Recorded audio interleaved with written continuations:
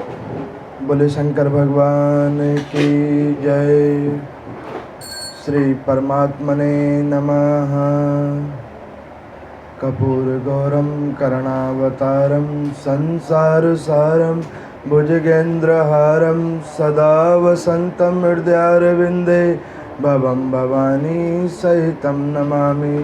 भवम भवानी सहितं नमामि। गुरु ब्रह्मा गुरु विष्णु गुरुदेवो महेश्वर गुरु साक्षात् परब्रह्म तस्मै श्री गुरुवे नमः। हरे कृष्णा कृष्णा कृष्णा हरे हरे, हरे राम राम राम हरे हरे। श्री शिव महापुराण की पवित्र कथा इस पवित्र मास में श्रवण किए जाने वाली श्रावण मास की, जिस पवित्र मास के अंदर में भगवान भूत भावन शंकर उनकी वो अद्भुत कथाएं, अद्भुत लीलाएं, जिसको श्रवण करके जीवात्मा ओतप्रोत होते हुए अपने कर्मों को भोग कर शिव पद की प्राप्ति करे, ऐसी पवित्र कथा को आप और हम सब लोग मिलकर श्रवण कर रहे हैं। कल की कथा में आप लोगों ने सुना कि विंध्येश्वरी संहिता के अंतिम कुछ अध्यायों में भगवान शंकर की कृपा द्वारा वनस्पति वाली सृष्टि की कथा मैंने आप लोगों को सुनाई, जिसमें भगवान शंकर को बिल्व पत्र चढ़ाने की महिमा आपको मैंने बतलाया। उसमें मंगलनाथ ऐसे प्रमुख भगवान शंकर के शिव भक्त की कथा भी सुनाई, जिसमें किस प्रकार से एक बिल्व पत्र को सेवन करने से, उस बिल्व पत्र को दैनिक रूप में भगवान शंकर के ऊपर चढ़ा लेने से उन्हें किस प्रकार से शिव पद की प्राप्ति हुई। एक गूंगे और बहरे और अंधे बालक के अंदर में जीवन की संचेतना प्रभु की कृपा से हुई। यहाँ पर सूजी भगवान से सौनक आदि ऋषि पूछते हैं कि प्रभु, विंध्येश्वरी संहिता में प्रमुख रूप से ब्रह्मा जी के मोह भंग की कथा और भगवान शंकर की माया से जो सृष्टि की उत्पत्ति हुई है, उसी की कथा प्रमुख है। तो सूर्य कह रहे कि नहीं, उसमें लिंग बैर की उत्पत्ति की भी कथा प्रमुख है, जिसको आप सब लोगों ने अभी कथा में पीछे दिनों में सुना कि भगवान शंकर किस प्रकार से शिवलिंग के अंदर से प्रकट हुए, उसकी कथा भी प्रमुख है। तो इस प्रकार से विंध्येश्वरी संहिता कल आप लोगों ने पूर्ण रूप से सुना। मेरे को किसी ऑनलाइन देखने वाले श्रद्धालु ने पूछा कि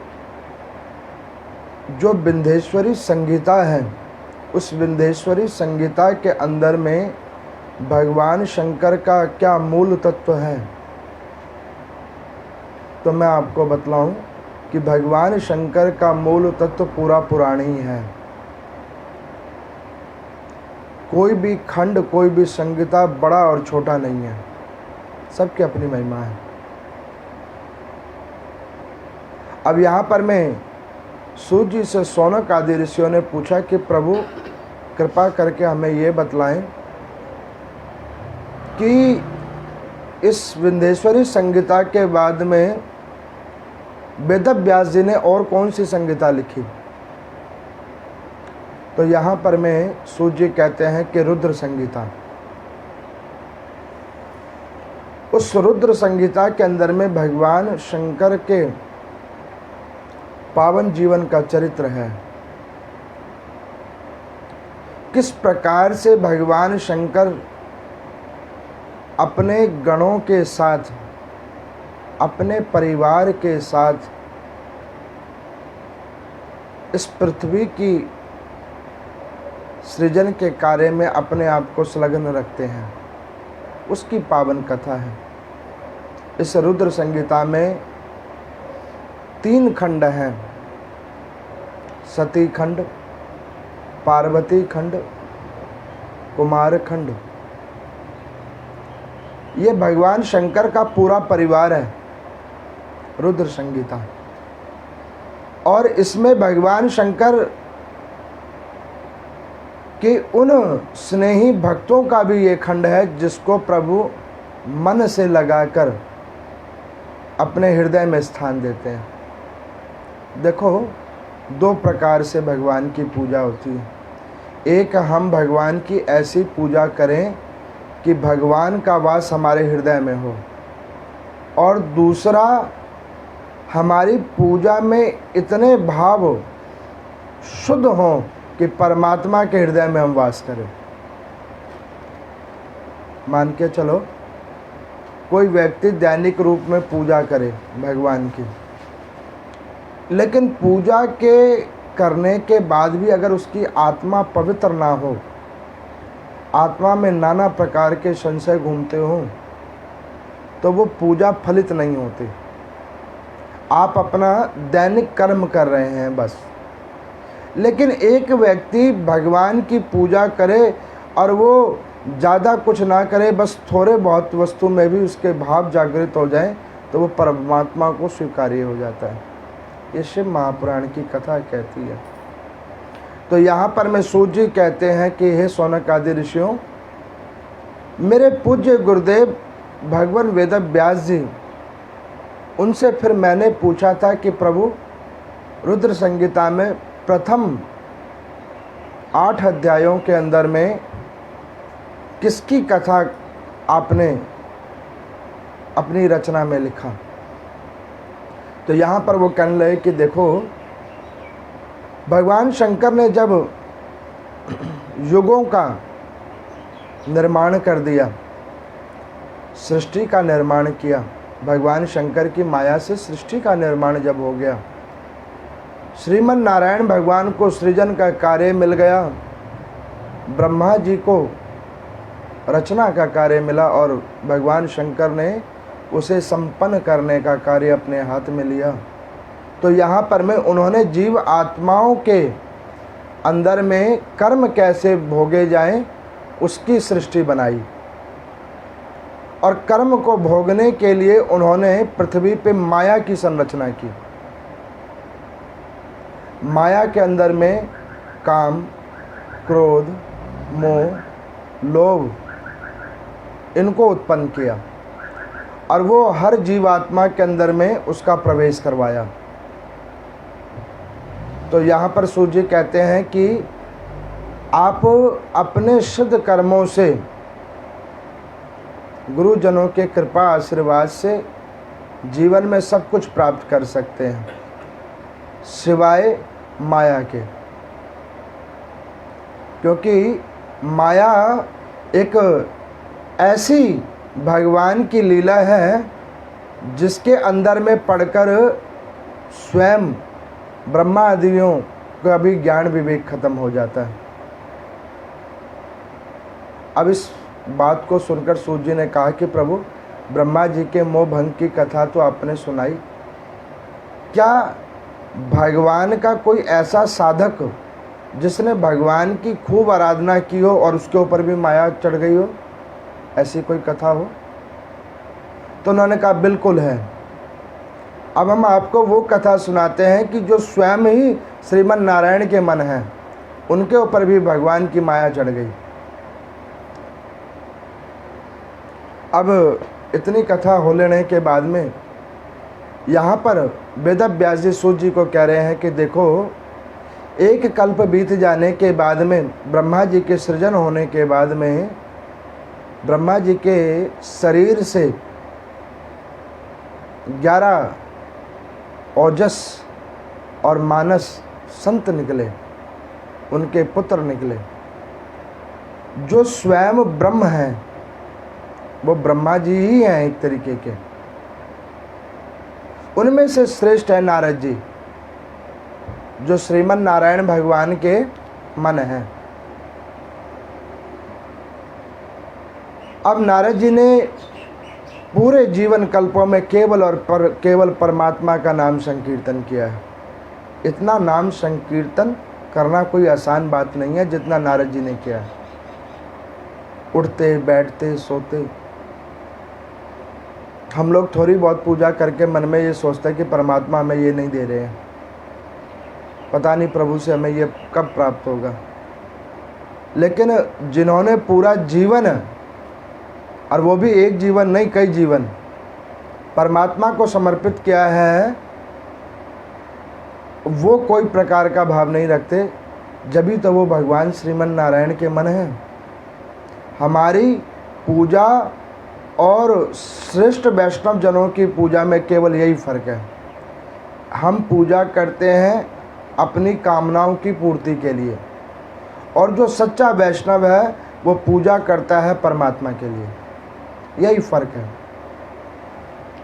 तो यहाँ पर वेद व्यास जी कहने लगे कि देखो जी, श्रीमन नारायण के श्रीमन नारद जी एक बार भगवान की आराधना करने के लिए तैयार हुए। तो हिमालय के पर्वत की कंदराओं के अंदर में बैठकर चिरकाल तक उन्होंने भगवान की तपस्या की। उस तपस्या को देखकर, उस तपस्या में उनकी दृढ़ता को देखकर इंद्रादिक आदि देवताओं का सिंहासन डोलने लगा। मैंने कई पुराणों में कहा कि इंद्रादिक आदि देवताओं का सिंहासन डोलने लगा। कहने का अभिप्राय कि भगवान कहते हैं कि मोक्ष प्राप्त कर लेने के बाद भी जीवात्मा को आना और जाना पड़ सकता है। मैं आपको सरल भाषा में समझाऊं। जैसे एक बच्चा हुआ पास 33% मार्क्स से, उसको दूसरी क्लास में भेजने का अधिकार मिल गया, लेकिन वो सिर्फ पास हुआ है। एक बच्चा जिसके 75% मार्क्स आए, वो उस 33% वाले से थोड़ा सा अच्छा है। एक बच्चा जिसके 80% मार्क्स आए, वो 75 से थोड़ा अच्छा है। एक 90 में आया और एक 99 में आ गया। अब जो 99 वाला बच्चा है या 100% वाला बच्चा है, वो उस क्लास का, उस कक्षा का सबसे होनहार बालक है। ठीक उसी प्रकार से सनातन धर्म में हमारा और आप सबका इस हिंदू परिवार के अंदर में जन्म हुआ है। ये पासिंग मार्क्स हमें मिले हुए हैं। अब इसमें हम जैसा कर्म करते हैं उस कर्मानुसार हमारे मार्क्स काउंट होते हैं। दूसरी कक्षा में प्रमोट कर दिया जाता है, लेकिन किए गए कर्मानुसार हमें उसी प्रकार से सुख और दुख भोगना पड़ता है, और उससे हम दुखी होते हैं।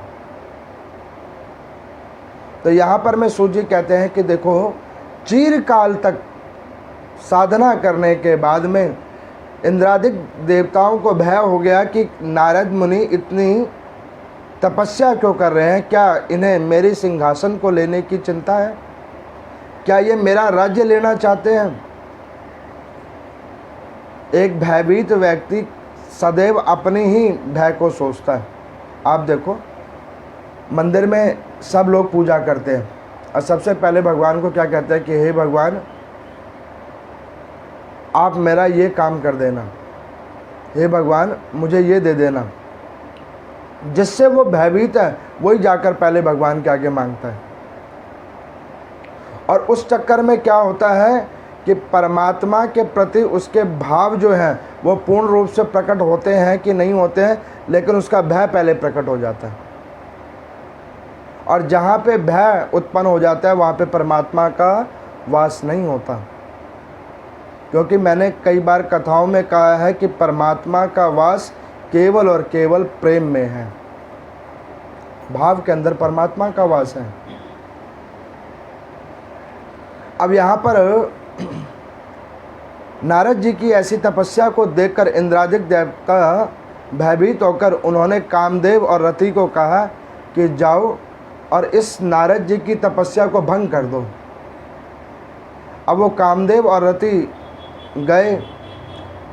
उन्होंने बहुत परिश्रम किया उनकी तपस्या को भंग करने के लिए, लेकिन श्रीमन नारायण भगवान की कृपा, भगवान शंकर की कृपा कि नारद जी का तपस्या भंग नहीं हो पाया, तप भंग नहीं हो पाया। मैं आपको एक सत्यता बतलाऊं, हमें जीवन में जो कुछ मिला है वो श्रीमन नारायण भगवान की कृपा से मिला है, भगवान शंकर की कृपा से मिला है।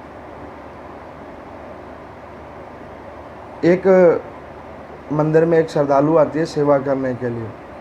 वो कुछ कारणों से, कुछ समस्याओं से पीड़ित है, नाना प्रकार के, और हर जीवात्मा जो पृथ्वी लोक पे आया है वो किसी न किसी कारणों से पीड़ित है। तो उसने मुझे कहा कि भगवान हमारी नहीं सुनते हैं, केवल और केवल जीवन में दुख दिया हुआ है। मैं आपको बतलाऊं कि भगवान तो जो हमारे कर्म है उस अनुसार उन्होंने फिर भी बहुत कृपा कर रखी है।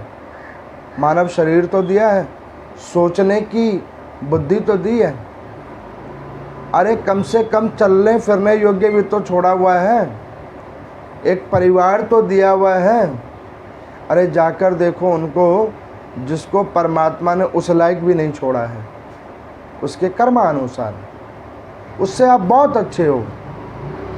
भगवान का शुक्रिया अदा करो कि परमात्मा आपकी इतनी कृपा है कि मैं इस दरवाजे आ तो जाता हूँ, ये उसकी बड़ी कृपा है। छोटी छोटी चीज़ों के लिए भगवान को बार बार कहना कि प्रभु आपने मुझे ये नहीं दिया या आप मेरी ये कामना पूरी कर दो, अगर ये हमारी आदत है तो हम सबसे बड़े मूर्ख हैं। हर छोटी चीज़ों पे परमात्मा से मांगना ये ठीक बात नहीं है। अब नारद जी की जब समाधि भंग नहीं हुई तो इंद्रादिक देवता बड़े भयभीत हुए कि पता नहीं अब ये नारद जी किन भगवान को प्रसन्न कर लेंगे और पता नहीं ये क्या मांग लेंगे। लेकिन नारद जी भी इंतज़ार कर रहे थे कि मैं कामदेव और रति को जीत जाऊं, बस यही साधना ख़त्म हो जाए। अब कई बार आप देखते हो कि कई लोग रुद्राभिषेक करवाते हैं, इस चीज़ के लिए करवाना है, इस वस्तु के लिए करवाना है, ये कार्य के लिए करवाना है। और मैं कहता हूँ कि एक वस्तु के पीछे रुद्राभिषेक कभी मत करवाना। रुद्राभिषेक आप अपने लिए, आपकी आत्मिक शक्ति को बढ़ाने के लिए करवाना, कोई वस्तु विशेष के लिए नहीं करवाना। वस्तु विशेष से परे है आत्मिक शक्ति, आध्यात्मिक शक्ति, उसको ऊर्जावान करने के लिए करवाना। ये कथा आप लोग सुन रहे हो, इसका फल है, ये आध्यात्मिक ऊर्जावान आपको बनाएगा, ना कि आप जो वो छोटी मोटी कामना रखते हो उसको पूर्ण करेगा। नहीं, अगर एक व्यक्ति स्वस्थ है जभी तो वो किसी कार्य को करने के लिए तत्पर हो सकता है, लेकिन अगर वो शरीर से ही स्वस्थ नहीं है तो वो चाहे कितनी भी उपलब्धियों को प्राप्त कर ले, वो उस कार्य के लिए अग्रसर नहीं हो सकता। ठीक उसी प्रकार अब नारद जी ने क्या किया कि जैसे ही कामदेव और रति का मान भंग किया, वो खड़े हुए और वो हिमालय के गुफा से निकले। इंद्रादिक देवताओं ने जाकर हाथ जोड़कर खड़े हो गए कि प्रभु आप जीत गए और हम हार गए। अब इस बात को जब सुना तो नारद जी के मन में एक लड्डू फूटा कि हमारे पिताजी जिसको नहीं जीत पाए उसको हमने जीत लिया। अब उन्होंने ये नहीं सोचा कि भाई पिताजी एक बार हार बैठे तभी उन्होंने बुद्धि विवेक दी कि प्रभु का भजन करो तभी आगे जीतोगे। ये नहीं सोचा, उन्होंने ये सोचा कि हमारे पिताजी हार गए और हम जीत गए, कामदेव को जीत लिया। मन में ये दम्भ आ गया, और जब वो उनके मन में दम्भ आया तो वो उसकी कीर्ति गाने के लिए सबसे पहले अपने पिताजी के पास ही पहुंच गए। मैं कई बार देखता हूँ आजकल कुछ लोगों को इतना ज्ञान हो गया है, वो अपने ज्ञान की कथाएं सोशल मीडिया पे तो शेयर करते ही हैं। कहीं कोई बात हो ना, तो मैं तो थोड़ी सी कथा सुना रहा हूँ, वो पूरी कथा सुना देते हैं कुछ ही मिनटों में। अपना बखान, अपनी बातें बोले जा रहे हैं, बोले जा रहे हैं, बोले जा रहे हैं, समझ ही नहीं आ रहा क्यों बोल रहे हैं। अब बाद में उन्हें भी फील होता है कि हम कुछ ज़्यादा ही बोल रहे हैं, लेकिन अब क्या करें, अंदर में प्रॉब्लम है अपनी कथा गाने की। अब वो प्रॉब्लम होगी नारद जी को। अब नारद जी सबसे पहले गए ब्रह्मा जी के पास, गए ब्रह्मा जी के पाँव छुए, कहा पिताजी आपके आशीर्वाद से मैंने कामदेव और रति को जीत लिया, वो मेरी साधना को डिगा नहीं पाए, आपकी कृपा से। तो ब्रह्म देवता ने कहा कि बेटा ये कोई बड़ी बात नहीं है, पहले मेरी भी ऐसी हालात हो गई थी, लेकिन अच्छी बात है मेरी हालातों से तुम कुछ तो सीखे, कोई बात नहीं, अब जाओ और भगवान का भजन करो। ब्रह्मदेव ने यह बात नारद जी को कही कि अब जाओ, साधु हो, भजन करो। अब नारद जी को ये बात थोड़ी अच्छी नहीं लगी कि पिताजी के पास मैं अपनी उपलब्धि दिखाने के लिए गया था और उन्होंने मुझे कहा कि जाओ भजन करो। उन्हें मेरे को किसी प्रकार से चबस्सी देनी चाहिए थी, उन्होंने सीधे कहा कि जाओ भजन करो। कई बार घर में कुछ बच्चे ऐसे होते हैं, वो ये सोचते हैं कि उनके माता पिता उनसे प्रतिस्पर्धा करते हैं, जबकि ये मैं उन लोगों के लिए कह रहा हूँ जो बच्चे ऐसा सोचते हैं। जिन्होंने आपको जन्म दिया वो कभी आपसे प्रतिस्पर्धा नहीं कर सकते।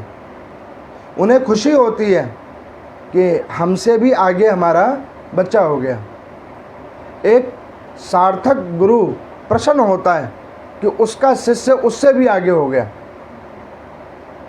इसका ये मतलब नहीं है कि आपके अंदर उसके लिए अभिमान आ जाए। अब नारद जी ने क्या किया कि पिताजी को सुना दिया। अब उन्होंने सोचा कि पिताजी को सुना दिया है, वो मुझे लगता है कि वो कुछ खास प्रश्न नहीं हुए, चलो कोई बात नहीं, बूढ़े हो गए हैं, इनको छोड़ो, भगवान शंकर के पास चलो, क्योंकि समाधि तो वो भी बहुत चिरकाल से लगाते हैं। पहले वो ही अपने नाम में लिखा के बैठे थे कि वो उन्होंने ही कामदेव को जीता है। अब मैं जाके उन्हें भी तो बतलाऊं कि आप अकेले नहीं हो, मैं भी हूँ। अब भगवान शंकर जी समाधि में बैठे हुए थे। भगवान शंकर का नाना प्रकार से श्लोकों के द्वारा उनको नमस्कार किया। भगवान शंकर ने देखा, उन्होंने कहा कि नारद जी आज आपका आगमन हुआ कैलाश पर्वत पे, सब कुशल से तो है। तो नारद जी कहने लगे कि प्रभु आपकी कृपा से, मैं कई बार देखता हूँ हम कहते तो हैं कि प्रभु आपकी कृपा से सब काम हो रहा है, लेकिन अंदर में सोचते हैं कि इनकी कृपा तो बस नाम मात्र हो रहा है, जो कुछ कर रहे हैं वो हम ही कर रहे हैं। वही हालात होगी नारद जी की। नारद जी ने भगवान शंकर को कहा कि देखो प्रभु आपकी कृपा से मैंने कामदेव और रति को जीत लिया। आपने तो भस्म कर दिया था, मैंने भस्म वसम नहीं किया, मैंने तो उसको छोड़ ही दिया और उसके ऊपर विजय कर लिया। भगवान शंकर बड़े प्रसन्न हुए। उन्होंने कहा मुझे सुन के बड़ा आनंद हुआ, अब एक काम करो, जाके हरि का भजन करो। शंकर भगवान ने भी यही कहा कि जाओ हरि का भजन करो। तो उन्होंने कहा कि प्रभु हरि का भजन तो मैं पहले भी कर रहा था और अभी भी कर रहा हूँ और आगे भी करूँगा, लेकिन मेरी इस उपलब्धि से आपको कोई प्रसन्नता नहीं हुई। उन्होंने कहा कि प्रसन्नता तो बहुत हुई, लेकिन तुम्हारे अंदर में इसका दंभ ना हो जाए, इसलिए हरि का भजन करो, जाओ। अब भगवान शंकर जी ने भी नारद जी को कहा कि जाओ हरि का भजन करो। नारद जी ने सोचा कि भाई इनको भी मेरी उपलब्धि अच्छी नहीं लगी, क्योंकि इन्होंने तो क्रोध में भस्म कर दिया था, मैंने तो भस्म वसम नहीं किया, मैंने तो उसको छोड़ ही दिया, जाओ, इनसे भी मैं श्रेष्ठकर हो गया हूँ। अब वो उठकर चलने लगे तो भगवान शंकर ने कहा कि कहाँ जा रहे हो? अगर साधना करने के लिए जा रहे हो तो बहुत अच्छी बात है, लेकिन अगर विष्णु लोक को जा रहे हो तो रुक जाओ, ये तुम्हारे लिए ठीक नहीं है, इधर ही रुक जाओ, थोड़े काल मेरे पास बैठो, नाम संकीर्तन करो, तुम्हारी बुद्धि ठीक हो जाएगी। जब आपको लगे कि हम किसी चीज़ से बड़े कुंठित हो गए, अब भजन कीर्तन करना ना आता हो, कोई नाम संकीर्तन ना आता हो, तो कोई सदग्रंथ ही उठा लो, उसको पढ़ना शुरू करो। अब मान के चलो कोई पढ़ना भी नहीं जानता हो तो ओम नमः शिवाय का जाप करना शुरू करो, शांति मिलेगी, अद्भुत शांति मिलेगी। अब यहाँ पर मैं भगवान शंकर ने समझाया, नारद जी नहीं रुके, वो निकल गए वहाँ से। अब वो निकले, विष्णु लोक को पहुँच गए, वहाँ पर लक्ष्मी जी को देखा जो भगवान श्रीमन नारायण के श्री चरणों को दबा रही हैं। और दिन नारद जी जाते थे तो भगवान को दूर से प्रणाम करते थे कि प्रभु देखो मैं आया हूँ। आज उन्होंने क्या किया कि भगवान जी के बिल्कुल सर के पास में जाकर खड़े हो गए। जब भगवान शंकर के मना करने के बाद भी नारद जी ये नहीं समझे और वो सीधे नारायण भगवान के सर के आगे आकर खड़े हो गए, तो भगवान श्रीमन नारायण ने देखा और प्रसन्नता से उन्होंने कहा कि और नारद जी, आज आपका विष्णु लोक में किस प्रकार और किस रूपेण आगमन हुआ है। भगवान समझ गए कि इसके अंदर में थोड़ी सी साधना जो मेरे द्वारा ही दी गई है उसका दम आ गया है। तो प्रभु ने पूछा कि और नारद जी, आज आप बड़े प्रसन्न लग रहे हैं। लक्ष्मी माता ने कहा कि लगता है मेरे बेटे ने कोई उपलब्धि प्राप्त की है, ये उसी लिए प्रसन्न है। तो नारद जी ने हाथ जोड़कर कहा कि हाँ माता, मैंने एक उपलब्धि प्राप्त की है, मैंने कामदेव को जीत लिया है। अब जब ये कहा तो नारायण भगवान जो लेटे हुए थे वो उठ गए। उन्होंने कहा शाबाश, बहुत अच्छा काम किया। अब नारद जी, आपने इसके बाद क्या सोचा है? उन्होंने कहा कि प्रभु, अब मैंने सोच लिया है कि मैं कामदेव आदियों को तो कभी भी जीत सकता हूँ।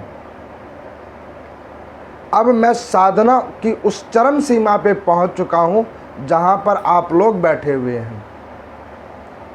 अब नारायण भगवान ने सोचा कि बच्चा बहुत ज़्यादा ही इंटेलिजेंट हो गया, यह हमारे लेवल पे आ गया। तो उन्होंने कहा कि अच्छा कोई बात नहीं, अब एक काम करो कि उस साधना को जारी रखो, जाओ और साधना को जारी रखो।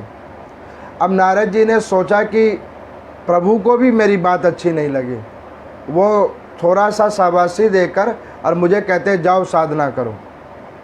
अब नारद जी ने सोचा कि मेरी उपलब्धियों को देखकर सब लोग मुझसे जलते हैं। कई लोग ये सोचते हैं कि भाई हमसे वो जलता है, घर के लोग जल रहे हैं। अरे नहीं भाई, आपसे कोई नहीं जलता।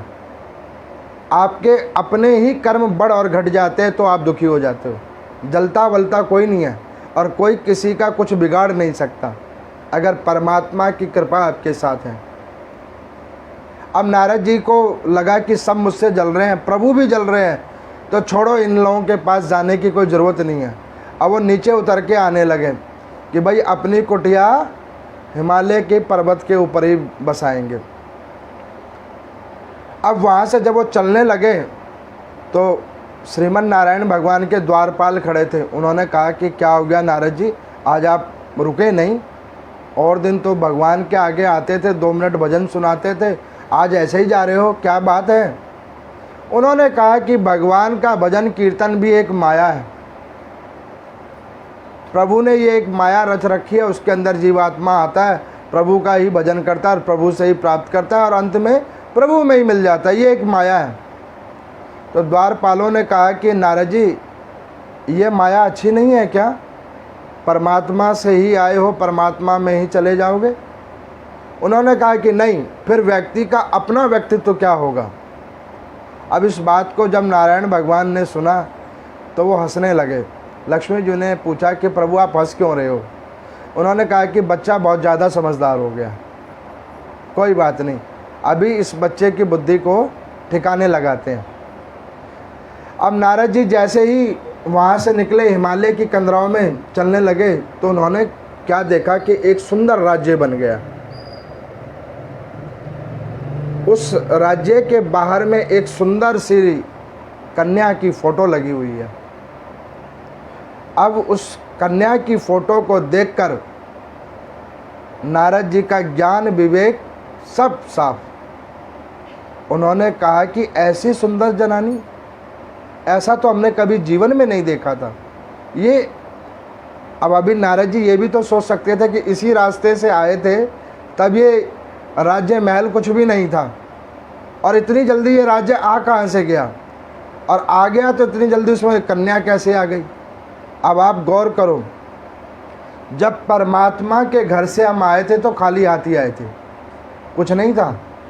विचार करना इस बात को। देखते देखते क्या कुछ मिल गया, और इतना कुछ मिल गया कि बुद्धि हमारी उसी में फंस गई, उससे बाहर नहीं निकल रही है। अच्छा, दूसरों को देख रहे हैं कि ऐसे ही जाना है वापसी, खाली, लेकिन वहाँ बुद्धि काम नहीं कर रही। जो फंसी हुई वस्तुओं को देखकर आसक्ति हमारे अंदर में जागृत हो रही है, उसी से हमारा विनाश हो रहा है। अब यहाँ पर नारद जी ने देखा कि भाई इतनी जल्दी एक राज्य बन गया। उस राज्य का एक महाराज है जिसका नाम है शीलनिधि, और उसकी बेटी है जिसका नाम है गुणनिधि, और वो इतनी सुंदर है जिसकी शादी का उस राजा ने स्वयंवर किया है। अब नारद जी सोचने लगे कि मैं तो अंदर जाऊंगा और इसी से शादी करवाऊंगा। अब भगवान शंकर हैं, गुरुदेव हैं, उन्होंने 2 गणों को भेजा, नारद जी को रोका, अरे रुको, किधर जा रहे हो? जोगी हो, महात्मा हो, संसारिक लोगों से तुम्हारा क्या काम, चलो यहाँ से। नारद जी ने कहा कि देखो, तुम हमको शिक्षा मत दो, हमने कामदेव को जीता है, हमें मत समझाओ। अब नारद जी जब अंदर गए तो उन्होंने देखा पर्दा हटा के तो सारे राजकुमार बैठे हुए। अब उन्होंने सोचा कि वो गण बिल्कुल ठीक कह रहे हैं, भाई मैं तो हूँ तो जोगी, और वो राजकुमार है और ये राजकुमारी है, तो जोगी से राजकुमारी शादी करेगी कैसे? मन में विचार आया। आप देखो, कोई जब हम गलत काम करते हैं तो हमारा मन कह रहा होता है कि ये ठीक काम नहीं हो रहा, लेकिन हम मन की बात उस समय नहीं सुनते। हम वो बात सुनना पसंद करते हैं जो हमें अच्छा लग रहा है। अब उन्होंने क्या किया कि गए और विचारा कि अगर मैं ऐसे जाऊंगा तो 100% मुझसे शादी नहीं होगी। अब मैं एक काम करता हूँ, जो सबसे सुंदर देवता है मैं उनसे जाकर उनका रूप मांग लेता हूँ, उनकी छवि मांग लेता हूँ। ये कथा उस बात को भी दर्शाता है कि जो उपलब्धियाँ हमारे पास है ना, ये परमात्मा की दी हुई है, और अगर उसके ऊपर हमें दंभ है तो आप ये ध्यान करके रखना, वो दंभ की हालात और दुर्दशा बिल्कुल नारद जी जैसी हो जाती है परमात्मा की दी हुई वस्तुओं पे। अब यहाँ पर नारद जी गए विष्णुलोक को। लक्ष्मी जी ने कहा कि क्या हो गया बेटा, कुछ चीज़ तुम्हारा छूट गया क्या, यहाँ पे वापस आए? उन्होंने कहा कि नहीं माता, आज कुछ छूटा नहीं है, आज कुछ लेने आया हूँ मैं। लक्ष्मी जी बड़ी प्रसन्न हुई। उन्होंने कहा कि चलो आज मेरे बच्चे ने कुछ मांगा तो सही। इतने दिन तक ये केवल भजन कर रहा था, इसने कुछ मांगा नहीं था। परमात्मा भी इंतज़ार करता है कि मांग ले, ये कुछ मांग लिया तो छोटे बन गए, नहीं मांगा तो बड़े हो। परमात्मा भी सोचता है कि ऐसे ही पूजा कर जाता है रोज़, अब मैं इसे क्या दे दूँ? ये कभी कुछ मांगता ही नहीं है। मांगने वाला व्यक्ति छोटा होता है और चुपचाप अपने कर्मों को भोगने वाला व्यक्ति सबसे श्रेष्ठ कर होता है। लक्ष्मी जी ने कहा कि बेटा तुमको क्या चाहिए बताओ। ये जो तुलसी की माला पहन रखी है इसको हटाकर सोने की चैन डलवा दें, अच्छे कपड़े दिलवा दें, बताओ। क्योंकि हम मंदिर में जाके तो यही मांगते हैं ना भगवान से कि एक अच्छी कार होनी चाहिए, एक बड़ा मकान होना चाहिए, उसमें पैसा खूब होना चाहिए, हमारे अनुकूल हमारा परिवार होना चाहिए।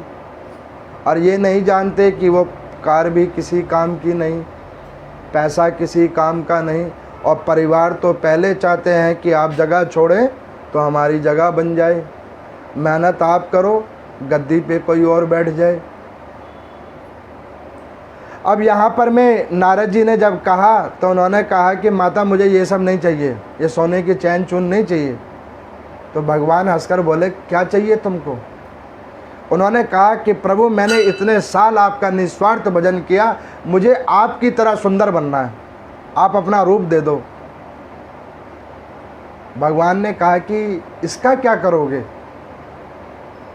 उन्होंने कहा कि प्रभु मैं आपको बताऊं, मैं ऐसे ऐसे गया, रास्ते में मैंने देखा उस राजा की कन्या मुझे पसंद आ गई है, उससे मुझे शादी करनी है।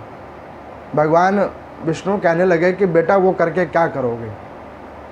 तुम तो योगी हो, ये क्या करोगे ये करके? प्रभु वो तो सब ठीक है, मैं साधना तो फिर शुरू करूँगा, फिर चरम सीमा पे पहुँच जाऊँगा, लेकिन मैं अभी शादी करूँगा। भगवान ने कहा कि देखो इतनी जो है जिद ठीक नहीं है। नारद जी ने कहा कि प्रभु आप बताओ दोगे कि नहीं दोगे? मैंने इतने कल्पों तक आपका भजन किया है, कई जन्म मैंने आपके भजन के पीछे गवा दिए हैं, अब बता दो कि आप दोगे कि नहीं दोगे? तो भगवान ने कहा अरे छोटी सी बात के लिए तो क्यों दुखी हो गया, बिल्कुल देंगे, बस इतनी सी बात, क्या चाहिए बताओ क्या चाहिए? उन्होंने कहा कि आप अपने जैसा मुझे सुंदर कर दो ताकि वो कन्या मुझे मिल जाए। तो श्रीमन नारायण भगवान ने क्या कहा कि देखो मैं तुम्हें दूंगा तो जरूर कुछ, जो तुम्हारे लिए अनुकूल होगा केवल वही दूंगा। ये कथा उस चीज़ को भी दर्शाती है कि हम भगवान से सारी चीज़ें मांगते रहते हैं, लेकिन परमात्मा हमें वही देता है जो हमारे अनुकूल होता है, क्योंकि वो हमारे सच्चे शुभ चिंतक हैं। कोई चीज़ ना मिले ना तो दुखी नहीं होना, क्योंकि भाग्य में उसका कभी उपभोग ना हो, इस वजह से परमात्मा वो चीज़ हमें देता ही नहीं है। अब नारद जी को कहा कि तुम जाओ, घबराओ मत, तुम्हारे अनुसार तुम्हें एक रूप दे दिया जाएगा, जाओ। नारद जी ने सोचा कि भगवान ने कह दिया कि रूप मिल जाएगा। अब वो गए स्वयंवर के अंदर में गए, वहाँ पर देखा बहुत सारे राजकुमार बैठे हुए हैं, सबके आगे से वो निकली कन्या। नारद जी ने सोचा कि नारायण भगवान के चेहरे को भी इसको समझ नहीं आ रहा है। पृथ्वी पे कोई ऐसा जीव है जो नारायण भगवान से सुंदर हो? ना, इस लड़की के आंख में डिफेक्ट है, मैंने तो नारायण भगवान का रूप बनवाया हुआ है। भगवान शंकर ने अपने गणों को कहा कि जरा देखते रहना, हमारा शिष्य बीच में कहीं गड़बड़ा ना जाए, इसको देखते रहना, है तो साधु, देखते रहना। अब नारद जी से रहा नहीं गया, वो खुद ही खड़े हो गए। उन्होंने कहा कि रुको, तुमको इतने राजकुमारों में मेरे जैसा सुंदर नजर नहीं आ रहा? देखो मैं कितना सुंदर हूँ, मेरे मुख को देखो, बिल्कुल नारायण भगवान की तरह दिखता है, और तुम्हें मैं सुंदर नजर नहीं आ रहा हूँ? जब ये कहा तो वो गुण निधि नाम वाली मायावी कन्या हंसने लगी, कहने लगी कि महाराज एक बार दर्पण तो देख लो, शीशे में मुंह तो देख लो, कितने सुंदर हो। जब ये कहा तो फटाफट भगवान शंकर के जो दोनों गण थे आए और उन्हें शीशा दिखा दिया कि महाराज शकल देख लो। गुरुदेव भगवान की यही कृपा होती है, बीच बीच में शकल दिखा देते हैं आपको, अरे संभल जा, ये काम ठीक नहीं है। जाते हैं, गुरु वचनों को सुनते हैं, ये कथाओं को भी सुनते हैं। अच्छा, कईयों को इससे और भी अच्छी कथा कहनी आती होगी, लेकिन उसके बाद समझ नहीं आती। अब यहाँ पर मैं नारद जी कहने लगे कि देखो, मैंने भगवान शंकर की बात नहीं मानी, ब्रह्मा जी की बात नहीं मानी, मैंने सदा सर्वदा श्रीमन नारायण भगवान की पूजा की और उन्होंने मेरा मुख वानर जैसा कर दिया। इतने जीवन मैंने पूजा की और उन्होंने मुझे वानर बना दिया। क्रोध में आए नारद जी, उठे वहाँ से और भागकर विष्णु लोक को जाने लगे। भगवान शंकर के गणों ने कहा कि अरे किधर जा रहे हो? तो उन्होंने कहा तुम यहीं रुको, हम अपना हिसाब क्लियर करने जा रहे हैं। इतने साल हमने भगवान का पूजन किया, एक छोटी सी चीज़ मांगी उन्होंने, वो भी नहीं दिया, मेरा लेवल गिर दिया। ये तो ठीक बात नहीं है, आज मैं हिसाब क्लियर करके आऊँगा। उन्होंने कहा कि किसके पास जा रहे हो क्लियर करवाने के लिए? अरे वो परम पिता हैं, उन्होंने कुछ अच्छा सोचा होगा तुम्हारे लिए, छोड़ो इसको, क्रोध को छोड़ो, चलो साधना करने के लिए चलो। उन्होंने कहा कि तुम यहाँ रुको, हम जा रहे हैं।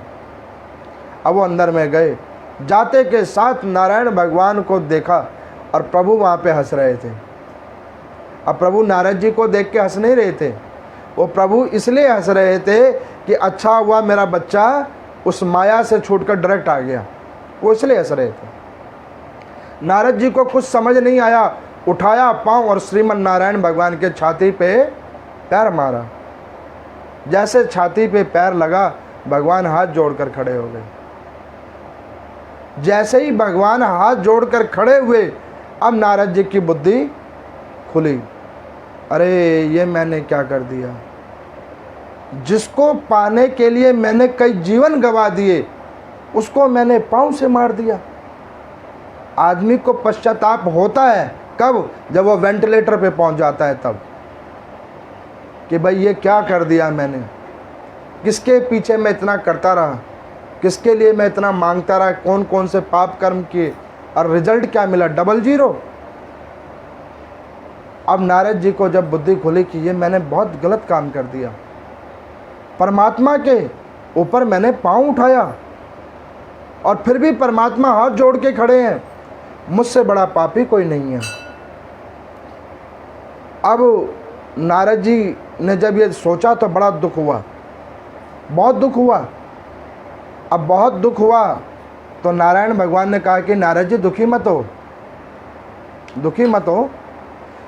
अब जब दुख होने लगा और क्रोध थोड़ा थोड़ा शांत होने लगा, तो उसने अपने क्रोध के 3 भाग बांटे नारद जी ने कि प्रभु जिस मुख में आपने मेरा मुख बनाया, वही मुख आपको त्रेता जब लगेगा तो आपके लिए सुखदायी होगा और मेरी तरह आपको वियोग प्राप्त होगा। और तीसरा भाग उन दोनों गणों पे लगाया कि जिस प्रकार से तुमने शीशा दिखाया और मुझे समझ नहीं आया, ऐसी तुम्हारी भी हालात होगी। शीशा तो दिखाओगे लेकिन समझा नहीं पाओगे। उन्हें विभीषण और माल्यवान बनाया। आप देखो रामचरितमानस में लंका के अंदर में अगर कोई विद्वान है तो 2 विद्वान है, विभीषण और माल्यवान। रावण को शीशा दिखाते रहे, भाई ये ठीक नहीं है, लेकिन उनकी किसी ने सुनी नहीं। अब नारायण भगवान ने नारद जी की इस स्थिति को देखकर कहा कोई बात नहीं, हमने तुम्हारा दिया हुआ क्रोध भी ले लिया, लेकिन अब बेटा जाके भजन करो। अब नारद जी ने कई हजार वर्ष तक गंगा का स्नान किया नारायण भगवान को चरण मारने के पीछे। कई कल्पों तक भगवान की चीर साधना की, तब जाके वो दोष कटा। तो इस प्रकार से इस नारद मोहभंग की कथा को, इसका सार तत्व केवल ये है कि अपनी उपलब्धियों पे अभिमान मत कीजिए। ये परमात्मा की दी गई उपलब्धियां हैं। आप ये सोचिए कि परमात्मा ने जो दिया है बहुत दिया है, उनकी कृपा से जो कुछ मिल रहा है वो बहुत कुछ मिल रहा है, उनका शुक्रिया अदा कीजिए, बजाय उनको ये कहने के कि प्रभु आपने मुझे कुछ नहीं दिया। दोष देने के बजाय उनका शुक्रिया अदा कीजिए कि प्रभु आपने बहुत कुछ दिया है। ये नारद मोह भंग की कथा इस चीज़ की एक शिक्षा देती है कि व्यक्ति को परमात्मा के दिए गए हर वस्तुओं के नाना प्रकार से शुक्रिया अदा करना चाहिए, बजाय उसमें दोष ढूंढने के। तो इस प्रकार से सूत जी कहते हैं कि रुद्र संहिता की प्रथम 8 अध्यायों में नारद मोह भंग की कथा है, जिसको मैंने आप लोगों को सुनाया है, और इसके प्रति जो सार तत्व था वो मैंने आपको बतलाया। इस कथा को सुनकर अपने आप में जो जीवात्मा परिवर्तन लाता है, उसके ऊपर में परमात्मा की ये माया कभी भी सर चढ़कर नहीं बोलती है। बोले शंकर भगवान की जय।